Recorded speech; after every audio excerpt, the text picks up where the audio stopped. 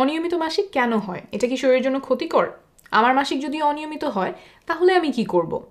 প্রথমে বলি কখন আপনি বুঝতে পারবেন যে আপনার মাসিক অনিয়মিত হচ্ছে। এক মাসিক থেকে শুরু হবার পরে পরবর্তী মাসিক শুরু হওয়ার মাঝে গড়ে 28 দিনের একটা গ্যাপ থাকে। অর্থাৎ মাসের 1 তারিখে যদি আপনার মাসিক শুরু হয় তাহলে আবার মাসের 29 তারিখে পরবর্তী মাসিক শুরু হওয়ার কথা। কিন্তু সবসময় একদম কাটায় কাটায় 28 দিন পর পর মাসিক হয় না, এবং সেটা খুবই স্বাভাবিক।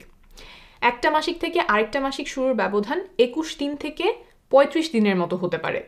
সুতরাং 35 দিন পর্যন্ত দেরি হওয়াটা স্বাভাবিক, অনিয়মিত মাসিক নয়। আমাদের এক একজনের শরীর এক এক রকম, আবার নিজের শরীর এক এক সময় এক এক রকম থাকতে পারে। যেমন স্ট্রেসের মধ্যে দিয়ে যেতে পারে, কোনো অসুস্থতা হতে পারে, ওজন খানিকটা বেশি কম হতে পারে। তাই সবার সবসময় মাসিক 28 দিন পর পর হয় না, কয়েকদিন আগে পরে হতেই পারে, এবং সেটা স্বাভাবিক। তবে যদি এক মাসিক থেকে আরেক মাসিক শুরু হওয়ার এই মাঝের সময়টা এর থেকেও বেশি হয় বা এর থেকেও কম হয়, অর্থাৎ 21 দিনের আগেই আবার দ্বিতীয় মাসিক হয়ে যায় বা 35 দিনেরও বেশি সময় পরে গিয়ে দ্বিতীয় মাসিক হয়, তাহলে সেইটা হবে অনিয়মিত মাসিক। এখন আপনি প্রশ্ন করতে পারেন যে কেন মাসিক অনিয়মিত হয়? অনেকগুলো কারণে হতে পারে। আমরা যখন কোনো কারণে স্ট্রেস বা মানসিক চাপের মধ্যে থাকি তখন মাসিক অনিয়মিত হতে পারে।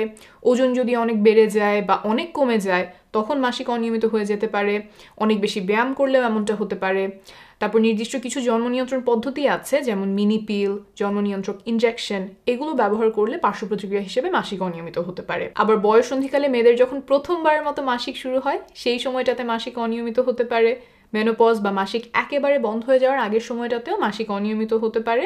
মেনোপজ সাধারণত 45 বছর বয়সের পরে দেখা যায়। আর গর্ভধারণ করলে যে মাসিক বন্ধ থাকে সেটা আপনারা সবাই জানেন। অর্থাৎ অনেকগুলো কারণে মাসিক অনিয়মিত হতে পারে। অনিয়মিত হওয়া মানেই যে শরীরে কোনো রোগ হয়েছে, খুব দুশ্চিন্তার কিছু হচ্ছে, এমনটা না। তবে কখনো কখনো কিছু রোগের কারণে মাসিক অনিয়মিত হতে পারে, যেমন থাইরয়েডের সমস্যা, পলিসিস্টিক ওভারি সিনড্রোম বা পিসিওএস রোগের কারণে এমনটা হতে পারে। তাই আপনার যদি মাসিক অনিয়মিত হয় তাহলে অবশ্যই একজন গাইনি ডাক্তার দেখাবেন। কোনো রোগের কারণে আপনার এমন হচ্ছে কিনা সেটা তিনি খতিয়ে দেখতে পারবেন। বিশেষ করে যদি অনিয়মিত মাসিকের পাশাপাশি ওজন বেড়ে যায় বা ওজন কমে যায়, ক্লান্ত লাগে, মুখমণ্ডলে চুল গজায়, ত্বকটা তেলতেলে বা শুষ্ক মনে হয়, ব্রণ ওঠে, কিংবা অন্য কোনো ধরনের শারীরিক সমস্যা দেখা দেয়, তাহলে অবশ্যই একজন গাইনি ডাক্তার দেখাবেন।